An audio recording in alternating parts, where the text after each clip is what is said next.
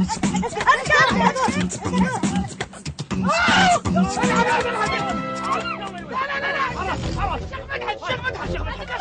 لا لا اخوك الشيخ مدحت خير وش فيه يا رجل؟ يا شيخ من حدوبي الحين جالس انا وحرمتك في الخيمه، ما دريت الا ونطلع انا وخيمتك في الحرمه، انا ومطلقتك جالسين مع بعض في الحرمه في الخيمه الا وطبوا علينا. هذا شايب الدم ايش عنده؟ مدحت جورات. نعم مستثمرات. الله ياخذ عمرك يا خبله، الله ياخذ عمرك يا مجنونه. ايش انت في عقلك انت؟ ما فكرتي الا بالاستثمارات ها؟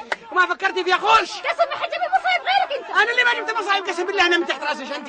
ايوه علشان انت ترخصين المستثمرات تقول لهم طاردوا الشيخ مدحت. الله يهبلش قنبله، الله يهبلش قنبله. خلي قرندايزر منطلق ايش عنده هذا؟ بسم الله عليكم انت اللي يسمعك يقول الخيمه في الدور الرابع.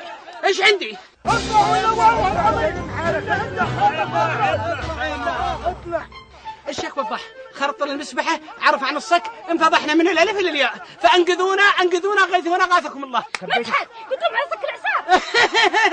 قسم اني قلت لهم عن كل شيء. كبيت الشاهي؟ كبيت الشاهي بالتفصيل الممل بالحبق